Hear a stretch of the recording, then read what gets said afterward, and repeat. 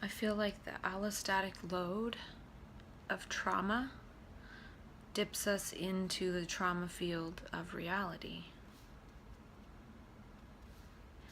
It allows us to feel that and resonate with it. And they talked about how in open dialogue, every perception in the room matters. And he was talking about breathing and the mantra and how it's helpful for people. And I agree. And at the same time, it's important to have another way of living for somebody so they don't just keep co-creating the same reality, which is the traumatic world that we all live in. So it's amazing to decrease one's allostatic load so one can again function, but if it's a function that still co-creates the trauma of society, then the purpose of the trauma, the lesson of it, the value of it, the gift in it is not received. And he talked about how trauma impacts the autonomic nervous system. People that are traumatized, they have a faster heart rate, and it messes up the endocrine system as well. And I was talking about in other videos how a faster heartbeat is like fear. And so if the heart is beating in fear, one is going to be more aware. Things that are fearful will be more salient, and fear will be projected on things that are normally salient as something other than fear. So that's the importance of getting the allostatic load down, of not having stress, of not having cortisol. Cortisol attacks the hippocampus, and then we can't sort out the information coming in, and then we lose the sense of euphoric sensation and we feel scared all the time. So that's where fish oil comes in as well. I read in this document about the stages of psychosis and how people in the early stages of psychosis, their first episode, should just be given fish oil and other interventions. But it's not until like stage 2 or 3 that medication is even considered, and it at every stage it says the same above interventions plus, meaning fish oil still, fish oil, and this is like a document for psychiatrists, yet I was never told to take fish oil. And so I'm going to give that to my doctor and say, why aren't they giving fish oil as a first line of defense against this before antipsychotics? Why isn't fish oil given out in the psych ward? I've made a few items on a list for things that would actually be very easy to implement that might help a lot. And one thing they touched on as well is that an adolescent that goes into a distress state is often resonating with the state of distress of the entire family unit. And so this is kind of obvious, and this is also one of the reasons why they often use open dialogue in Finland for first break psychosis, because it's seen as something that's in the social fabric of a person, but it's not the person, it's not personal. And so I was thinking about even me or whoever, it's not even just the family unit, but that even extends into society. So a person that manifests, say, psychosis is manifesting collective distress of the family unit and society. Because, for example, if there's stress in the family unit, like the father is really angry and stressed all the time, and say they have a job out in society that makes them angry and stressed, well, that extends to society. So now the way society is structured has affected the dad, which is added to the collective stress of the family unit, which is the allostatic load, which then manifests in an adolescent. And that's not the only stress. There's other stressors too. The stressor of the adolescent being in society, in, say, the education system. So I don't think it's just a family unit. The fact that a person has a family makes it seem like, oh, this is the person that's manifesting it within the family unit. And it's partly the family, because if a person's stressed and distressed and they're not able to talk with their family, or they don't have a good relationship, but I don't think it's the family unit that causes it.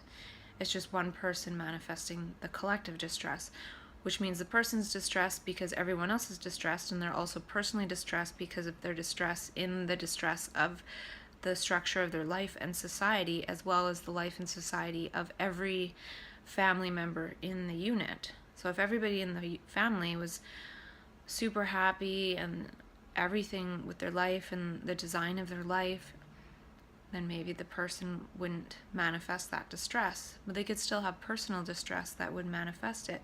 But even if it's personal distress, because say somebody was bullied, again, that's the structure of society. And the way that we've trained people to be. So the fact that a person manifests that distress because of that it's not them again. So it's a collective thing that manifests in certain individuals, just like the spiritual thing manifests in certain individuals. It doesn't mean that this person is more spiritual than other people. It just means that person has manifested that spiritual dimension sort of coming through them. But it's a dimension that any human being has access to. Just like any human being has access to being distressed, or any human being has access to being in so-called psychosis. It's not a personal thing. So even with the whole thing of open dialogue to support the family, to help the person integrate back in the family, it doesn't address the larger societal issues of why have we created such a sucky reality. There was a quote I read by somebody that said, if you want to solve the drug problem, make reality not suck. And that's kind of true. If reality didn't suck, people wouldn't do drugs to escape reality. So there's so many levels to it beyond that, and that's why I feel like if a person has open dialogue and they're able to integrate back into their family, that's great, but it doesn't address maybe the societal issues. It does subtly, because at least it gives a voice to somebody speaking and sharing, and they're able to speak openly, and that is just a change to begin with. And to have a whole family unit be able to operate in that way, that would definitely change things, for sure. So every little bit matters. I guess my brain usually just goes to the beyond of everything. They said the person is energetically showing the pain of the whole unit, and I thought a person can be energetically showing the pain of the whole entire planet, the whole world, not even just humanity, but the whole earth, Gaia, all of it. And they talk about not being medicated right away, so a person can actually look at the root cause of the issue. So if somebody's feeling distressed and then they're medicated right away, there's no way to actually talk about the issue. You still could, but it's not as powerful as getting at the root of the issue while a person's still in the distress and not numbed away from it. And they talked about how the one person in crisis is the sensitive empath in the group. And I think also, now that I'm thinking about it, if one person's manifesting the distress, they're like channeling the distress in a way. They're concentrating it, and they can see it from all the different points around them, whether it's their family and society, and they're able to put a voice to that. But they're not listened to. It's seen as a personal problem, when really the ego is the person. It's the persona, and that's the thing that blocks this extra energy from coming in. And the energy can illuminate beautiful things, and it can also illuminate stressful things. It doesn't have the discernment. It doesn't have that blocking mechanism. The blocking mechanism is the ego, and when that's gone, it's just one process. The good is the bad. There's no demarcation between good and bad. It's just perception, and perception sees things without judging it, and it sees the energy of it, and it feels the energy of it, and then we feel that, and we're able to be either in distress or in ecstasy. And now the value in that is that seeing things as they are, and not as the ego thinks they should be, or in terms of the ego. So in that way, a person in that distress is a channel to be listened to about what needs to change and what needs to get better. So a person is able to see that. One is an empath. One can feel that, and it's taken on as, or it's seen as, a personal problem. Really, these people that feel these things are the solution. They're telling us what needs to be fixed without having to wait for 10 years for the scientific papers to be published. you really want to do science, take an empath, plunk them down in a situation, and tell them to let you know what they're sensing. It's like we create all these problems, and then we create all this science to try and figure out the problems that we created, and then we think that that's science. And he also mentioned that we become victims of our systems. That's sad. And the system funnels us into a perspective that is not accurate. And so I'd like to create a reverse funnel. A funnel that's actually fun. Funneling towards fun. He also mentioned that organizations get in the way. I agree with that too. I want this business to be a disorganization, which just means organizing in a way that's different than the organization of society. So it's something that helps to disorganize society and the organizations, in that it's restoring us to our learning and our creativity and our capacity, so we don't need organizations to create these big hoopla structures around trying to fix us. He also said stress is alien, and I agree with that in a way, because stress is mostly caused by thoughts, and thoughts are aliens. Thoughts are viruses. Thoughts are mind viruses. And I know he wasn't meaning it in that way, but thoughts are indeed viruses, and they've taken over our brain. And even if we're in extreme terror, we might think something about aliens, and then we might actually project seeing aliens because we're so terrified.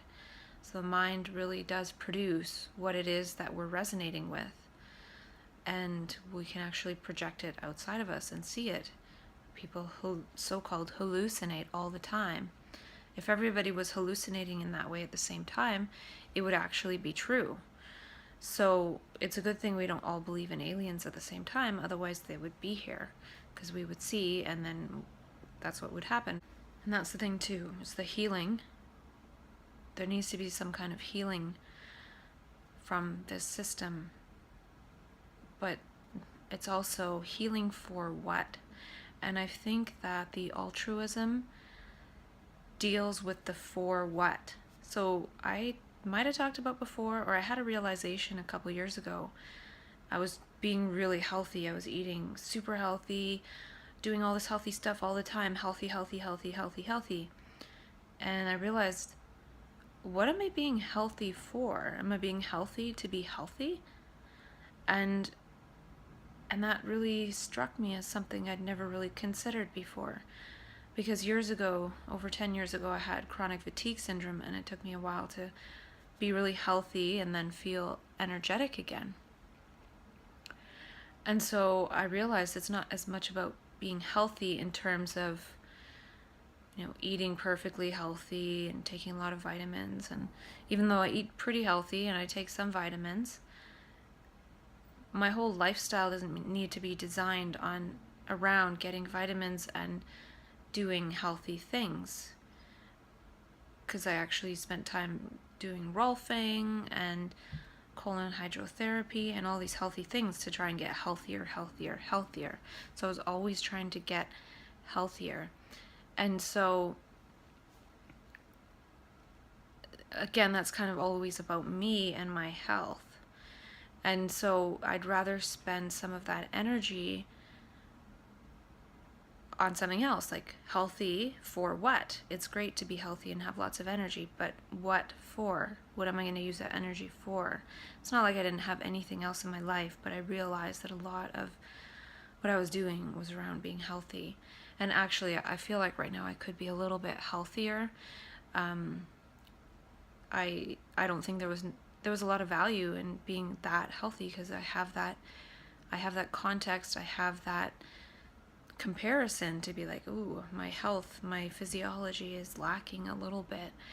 But at the same time, I can also realize, well, I don't have to be perfect in that domain, because it costs more money and takes more energy in order to create that energy. So if I spend 2 hours a day on food prep and buying and making and all that stuff, I have 2 hours less to do something else. And I talked about before how I would go back to spending those 2 hours on health every day if I felt I needed to. But, from experiencing mania and things like that, energy doesn't have everything to do with food. That energy is like the energy of meaning and learning and being creative. So I feel like it's also important to have that dimension in my life of learning and being creative, and that gives me energy too. And I feel that meaning actually creates positive physiological changes within myself that make me healthy, instead of just thinking that physical things like exercise and food are what determine physical health. There's actually a lot of energetic things that determine physical health, like the things I mentioned. So that's again in line with embodying one's mania. Doing all those sort of manic traits and harvesting my mania would say, I don't have to be perfectly healthy. Actually, when I was in mania the very first time, I was raw vegan and I started to disappear. I went down to 90 pounds and I was eating and it would just go right through me, and I couldn't put any more physical mass on my body. So I actually feel like to have a bit of toxicity in me, to resonate with sort of the toxicity of society, kind of resonates with keeping an ego. To be too light and too healthy might not actually be that healthy for me at the moment. And I feel I want to change that at some point. But it's not necessary right now. I'm just saying that spending all that time on eating healthy to be healthy has nothing to do with connecting to my altruism. Though it's not necessarily true, because when I'm super healthy and vibrant, people notice and they ask me what I'm doing, and then I tell them, and then so it actually is kind of an embodied mania in a way, because people notice and then ask, and then they might actually implement something in their life. Like, I was eating super healthy, and one time I gave my friend an organic apple when we were rollerblading. And after that day, she told me she ate an apple every day. And before that, she didn't. And so I thought, me just giving it an organic apple, because I had one, because I was eating healthy, made a change in somebody. So it's a natural way, and that's why doing all this talking about stuff isn't really the natural way. I'm just really wanting to unfold this context for myself and talking about myself about it, maybe just talking myself into a different type of lifestyle. Putting happiness first. I talked about happiness first before, and I think naturally in my first recovery and rediscovery and recreation process, I just put happiness first. I just was happy. I chose to be happy. I didn't really have to do anything to make myself happy. I chose to be happy and was happy doing things like cleaning toilets and whatever I was tasked to do. And in that way, the meaning could actually be in the most meaningless things. So that's why I feel like putting the altruism first is sort of the for what. Somebody can heal and then become altruistic, or one can become altruistic, and just being that way can actually be healing, because it would create physiological changes for sure. There's a quote in the Happy movie that says, the fastest way to be happy is to do something for someone else. And I hope this is actually doing something for someone else, because I don't have to record this. I feel like I want to for some reason. He talked about the importance of being content, and I can see that as the hippocampus would be more intact if we're not stressed, and it's not getting attacked by whatever stress molecules. And I hope actually that whatever it is I'm going to create starting next year is just really fun and happy and playful, and it's almost like created by play, and maybe created by just being really silly. Like, let's be ridiculous, what can we create? And being fun, and that way it's self-sustaining without having to coerce people to be there. And they talked about how being labeled by the system makes you powerless. And I was thinking about if we're able to label ourselves, maybe we'll create a new system. And I was thinking about in terms of the business, if you come into the business, well, what is your position? Make up a label, make up a name. It can be conscious astronaut miracle creator. And a person just made their position and their name, and now whatever it is they're going to create is kind of in the context of that. So they'll create the system, they'll create the business based on partly on their own labels, and part of it would be creating language and lingo too. And it would be important to inquire, which he mentioned is looking inward, and I didn't really realize that. Inquire versus enquire, because enquire is what Krishnamurti talks about a lot of times, and it's looking inward. And I feel like inquiry would be really important in harvesting one's mania and manic lifestyle design, as well as creating the business. And I feel that's really important for me because I have all these thoughts and ideas, but what part do I really want to do? What is my part to do? And I talked about how I'm not really a business person and I'm not super great with people. And the part about not being great with people might be, if you watch these videos, the stuff I want to talk about is kind of weird. It's kind of out there. It's kind of nothing to do with something that was on TV yesterday. I don't watch TV. I don't watch any of that stuff. And so it makes me kind of an alien. And so when I meet up with people, I don't have a common context through which to relate. And so that might make it seem like I'm not the greatest with people sometimes when I do care deeply about people. And I feel like I need to just go back to being a crazy person. So I'm crazy enough to think that I can change the world. He also mentioned something I've read before, that natural leaders give power back to their teammates and their colleagues, and that would be part of this business, is that other people have the power. I feel there's a system of humanity different from the systems created by the ego. So the inner human dimensions would create different systems that were actually in alignment with what it is to be human, which isn't a system at all. It's a living thing. It's a living system. The whole world is a living system, and we're living systems within that living system, and we're out of whack with the living system. And to me, this is kind of the gap, is to get humanity, the living system of humanity, in alignment with the living system of the world, not just the systems of humanity or the systems created with the ego. So there's the person, the family, the system, the society, and there's also the world, the earth. They also talked about how in Brazilian Spiritism, that suppressed mediumship is the largest cause of psychological distress. And that makes it sound really fancy, and I feel that really boils down to the fact that a person gets in touch with their intuition. They can see things beyond the logic of the ego, which isn't very logical. It's talking about days past, whereas when that weakens, a person can actually see what's right in front of them and make educated guesses and hypotheses and intuitions and recognize patterns about it, which is actually not that miraculous. So to call it mediumship makes it sound fancy. I just feel that mediumship is actually normal. It's what happens when we're really in touch with what's going on right now. And most of us aren't in touch with that. And then we think that a person is a medium when they get into touch with that.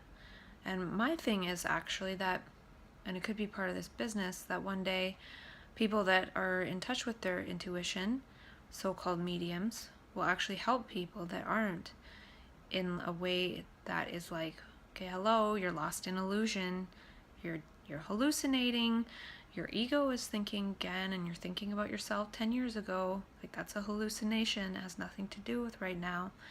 So I think that it's really up to us who have connected with that and who are able to integrate that to help other people who think they're normal and living in a normal world, but it's not. It's an egocentric world, which is complete disorder and delusion.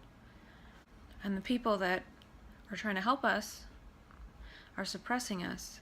And if we were able to integrate, they would actually want to know what our secret was. So their delusion actually depends, as well as their paycheck, depends on us not getting it together, not getting together and starting to co-create a different world. And they also talked about bearing witness to so much suffering while mending the gap. That's one of the things I struggle with, and I've talked about on other videos how I really have trouble supporting others in the system because I see so many things in the system that are wrong, that are traumatizing. And maybe I'm also sensing a person's being traumatized by it, and they might not even be aware of it themselves. So it bothers me because a person within the system is thinking something's wrong with me, and I'm trying to support them, yet I see the system element that is harming them, and maybe even feeling that they're being harmed, and the person doesn't know where this harm is coming from. It's coming from the system that is supposed to be helping. And then the person is taking it on themselves that something's wrong with them. And I really struggle with that. And that's the thing, I think there's so many congruencies. Well, it's not really congruent, but the system says there's nothing wrong with you. It's not your fault. You have a mental illness. Like, it's a disease. It's a medical problem. When I would say there's nothing wrong with you, it's the system, it's society. There's something a little bit wrong with everyone, and accumulated, it's manifesting in certain people. And so it's not the person's fault, but not because it's some kind of medical problem. It's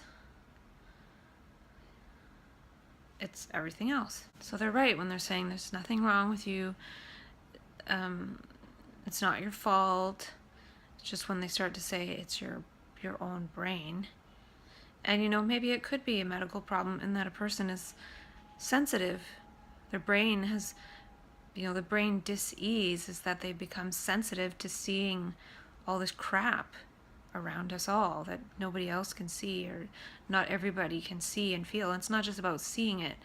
It's you start to begin to actually feel it. And that is the distressing part, is feeling it. And a lot of it is not knowing where it's coming from. Well, it's coming from the collective. And certain people are able to numb themselves out more and more and more, but it eventually accumulates in someone else. So by a person numbing out, it actually accumulates in someone else. And I'm not trying to say it's some mysterious substance. It's just if somebody is not actually acting and moving towards resolving things, that collective disorder, it gets transferred somewhere else. And he did talk about staying within the system to change it. So I guess I will do that for a while, at least. I feel like it's too much compassion. And he talked about CBT being changed the way you behave to change the way you think. And I've talked about before how this energy of mania is sort of like CBT in a way. It makes you act in a different way. So if you're acting all kind and doing all these things, then you're going to think in a certain way. If you're acting so godlike, you're going to start to think that you're God. If you're not thinking about yourself and only doing things for other people. So I think mania is like the CBT of the universe. It animates us in a different way. I think there's some trauma to falling out of the space where we feel like we're able to change the world. So it's not just about healing personal trauma to be able to operate in the world of trauma, but it's also about restoring oneself to feeling like one can do something about this world. And he said an effort to find an answer creates a shift in consciousness. So if one's trying to find the answer to solving the world's problems, it's also going to create a shift in consciousness. And why should we aim for anything lower than that? And I also realized that the ego is life by proxy. It's not actually life. The ego is like a proxy service. I also wrote down that it's not personal mental illness, it's human spiritual illness. So we're not connected to that meaning and that spiritual dimension of ourselves. And spiritual, even that term can be broken down. To me, laughter is one of the most spiritual things, and it's also one of the most human things. And the more ego we have, more often, the less laughter we have. So I feel spiritual isn't necessarily spiritual in the sense that we tend to think about it. It's spiritual in that these are just our dimensions as human beings. Laughter, play, all those things we are as children. Children are like the most spiritual things, and they don't think they're spiritual. And so, like, you wouldn't, if you stayed a child forever, you'd never need to meditate. You'd never need to sit there and breathe. You would just be a human being. So that's why I feel like those dimensions we are as children, plus altruism, are really what spirituality is all about, instead of just using the word spiritual. Spiritual could be thought of as light, or making things lighter, which is like laughter and different oxytocin and bonding experiences. Oxytocin is the bonding hormone, and when there's more of us bonded together, all of our loads are lighter. And I talked about before how the brain is kind of like a spaceship. It's moving us through space and time. And when we go into this transformative process and this manic energy comes in, or this other energy, it changes the course, it changes the navigator of our brain spaceship. We're somewhere else, we're doing other things, we're animated in different ways. And this energy gets our brain spaceship into trouble. It gets it landed in some kind of maintenance dock, and then installing other programs that get us to just sit around and feel sorry for ourselves, and feel sad about ourselves, and feel like other people are stigmatizing us and everything, when that is true. But we still need to take steps to show the world that that's not who we are. That's not who we thought we were before we were diagnosed. If it was, we would have walked ourselves to the clinic, to a doctor, to tell us that. We would have known. That's kind of what they're trying to train us to do, is, oh, I have this and this and this. Oh, I better go see a doctor and get medicated. And so I would like to talk about all the opposite stuff and have the brain spaceship, again, even if it's medicated into a chemical ego band-aid, able to do small things to eventually be able to break away from that. And even now, I'm on medication, and it keeps my brain spaceship going in a certain pattern. And that's useful for now, but there may come a time when I want to break away from that and see what happens. I also had the thought that it would be cool to learn from some elders, because I'm sure they know all this stuff.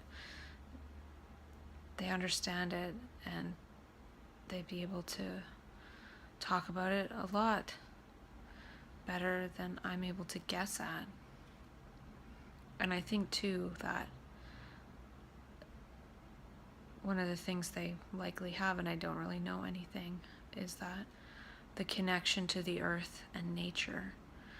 So it's one thing to try and change the structure of society through my stuff, talking about embodying one's mania and all that, but it's another thing to reconnect with the earth too, which is super important.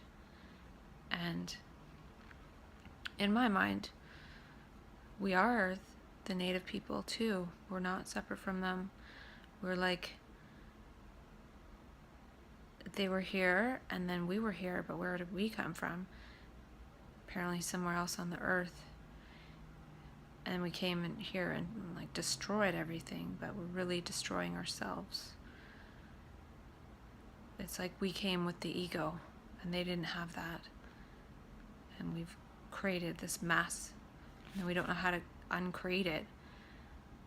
when the people that got trampled on are the ones that know and understand. And they're labeled with a lot of mental illness stuff too. So maybe that's the commonality. It's the people with the mental illnesses, supposed mental illnesses, see it this way. Doesn't matter what culture. It's like the uniting of the common humanity.